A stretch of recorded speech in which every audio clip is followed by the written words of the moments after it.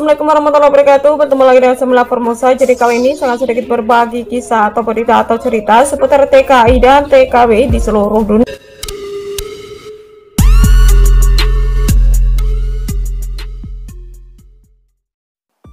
Seorang TKW Taiwan dipulangkan dan di blacklist karena bekerja sampingan saat dia sedang berlibur. Berikut kronologinya.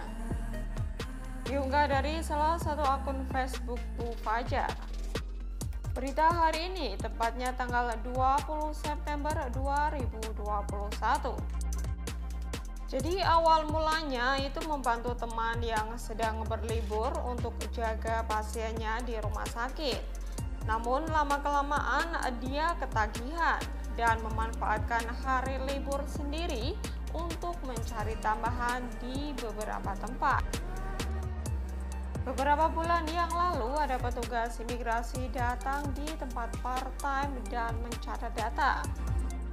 Nah, jadi si mbaknya ini mengira tidak ada masalah ya, karena petugas itu ngobrolnya terkesan sangat santai dan ramah begitu guys. Nah, minggu kemarin tepatnya tanggal 19, agensi kasih tahu jika dia harus segera tinggalkan Taiwan. Dan tidak hanya itu, dia juga di blacklist guys, yang artinya mbaknya tidak bisa kembali lagi ke Taiwan dalam beberapa waktu.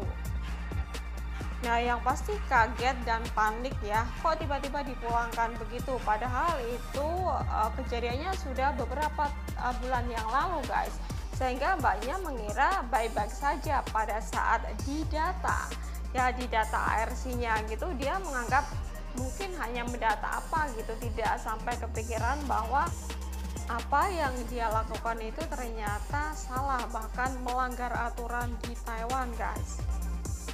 Nah, bahkan banyak juga sempat meminta bantuan ke beberapa instansi. Nah, salah satunya ke Mbak Fajar atau Bu Fajar sendiri, tapi ya mereka juga tidak bisa membantu banyak karena memang kasusnya dia telah melanggar aturan yang sudah jelas tertera di PK atau kontrak kerja guys.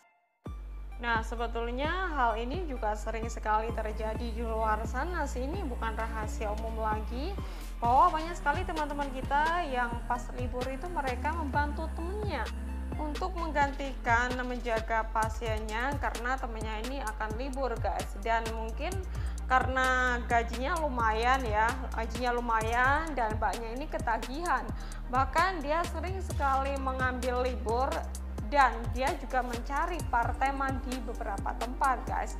Bahkan diketahui mbaknya ini sering sekali, bahkan bisa dibilang setiap dia mengambil libur maka dia pasti akan bekerja part-time di luar guys.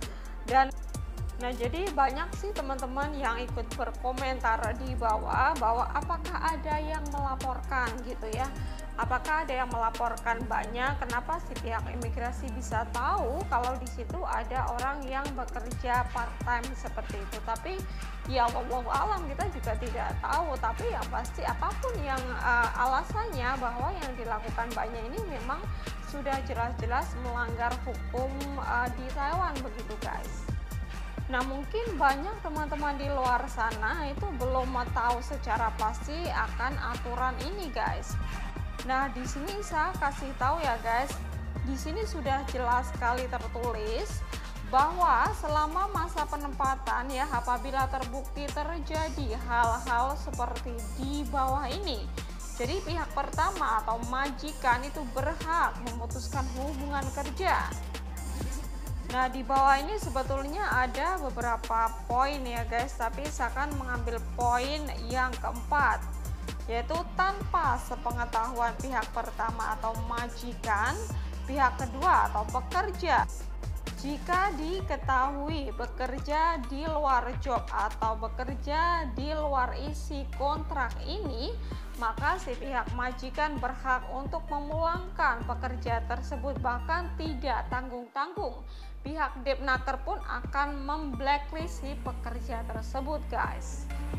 Nah, di sini sudah jelas sekali tertulis aturan ini guys ya, sehingga walaupun si mbaknya tadi sudah berusaha untuk meminta bantuan ke beberapa pihak, Namun mereka juga tidak bisa membantu karena ini sudah ada aturan yang tertulis guys, sehingga ya mau tidak mau mbaknya harus legowo ya, harus bisa menerima kenyataan yang mana dia memang harus pulang, dan tidak hanya pulang guys,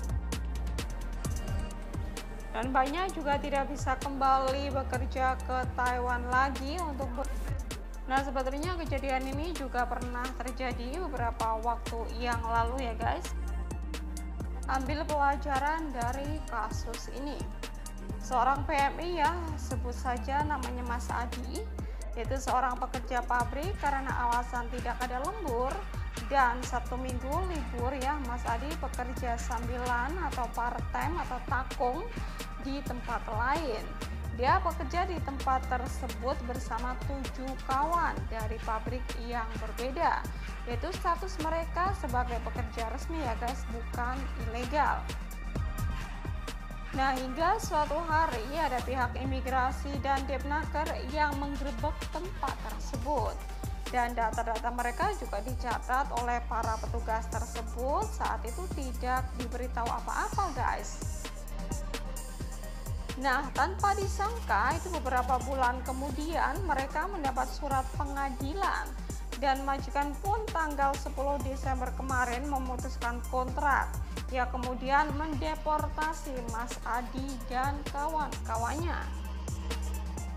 Nah, jadi Mas Adi sempat shock juga ya guys, karena saat mendata ARC ya, saat penggerebekan tersebut, si pihak Depnaker itu tidak mengatakan apa-apa guys, tidak ngomong apa-apa, hanya meminta ARC akhirnya didata gitu. Karena dia berstatus resmi ya, dia tenang-tenang saja guys, tidak ada kekhawatiran apapun. Dia tidak menyangka bahwa akhirnya dia akan dipulangkan, bahkan di blacklist seperti itu guys. Hingga beberapa bulan kemudian itu ada surat pengadilan datang ke pabrik dia bekerja guys, dan si pihak majikan memberitahu bahwa si Mas Adi ini telah melakukan pelanggaran, yaitu telah bekerja di luar job, dan itu memang tidak diperbolehkan di Taiwan guys. Nah, tidak hanya Mas Adi guys yang dipulangkan, bahkan 7 dari temannya pun ikut serta dipulangkan. Nah, ini pelajaran buat teman-teman di luar sana ya guys, untuk lebih berhati-hati lagi. Ya, sebetulnya memang dilema sih ya, karena ada beberapa pabrik itu yang tidak ada lemburan, dimana kalau tidak ada lemburan itu kan kita mendapat gaji tidak seberapa, karena kita masih kepotong mes, masih kepotong makan, bahkan untuk kebutuhan sehari-hari begitu guys. Dan mungkin karena Sabtu Minggu libur tidak ada pekerjaan, jadi mereka itu berinisiatif gitu guys untuk mencari tambahan, bekerja di luar gitu, karena memang gajinya lumayan, dan mungkin mereka berpikir bisa untuk menambah kebutuhan sehari-hari, atau mungkin bisa untuk menambah kirim uang ke Indonesia begitu guys. Tapi ternyata itu telah melanggar aturan, itu menyalahi aturan yang berlaku guys. Nah, sebetulnya kasihan sekali ya guys, karena niat mereka itu baik, dan mereka juga bekerja tidak mencuri atau melakukan kejahatan. Tapi ya itu tadi guys, kembali lagi bahwa peraturan di Taiwan itu memang sangat ketat sih kalau untuk hal ini. Ya, kalau masih bisa lolos itu mungkin karena nasib mereka baik gitu ya. Jadi bagi teman-teman di luar sana yang sekiranya sering ya bekerja part time, itu lebih berhati-hati lagi. Ya, di sini saya tidak menganjurkan untuk bekerja part time, tapi memang jika mereka ingin melakukan itu juga harus lihat-lihat sikon guys ya. Jadi jangan di tempat-tempat ramai yang sekiranya sering dilakukan penggerebekan ya, seperti di rumah sakit itu memang sering sekali terjadi bukan penggerebekan sih, pemeriksaan begitu. Satu di rumah sakit, yang kedua itu biasanya di warung Indonesia atau mungkin di toko-toko seperti itu. Kalau toh memang ingin mencari tambahan ya bekerja yang di rumahan begitu guys, yang sekiranya tidak sering dijangkau atau dikunjungi sama pihak Depnaker. Ya, kita doakan buat mbaknya dan masnya ya, semoga saja diberikan ketabahan ya, mungkin rezekinya di Taiwan hanya sampai di situ. Ya, kita doakan sampai nanti di Indonesia mungkin bisa mendapatkan rezeki yang lebih begitu guys. Nah, sekiranya hanya itu yang bisa saya sampaikan ya, semoga saja bermanfaat.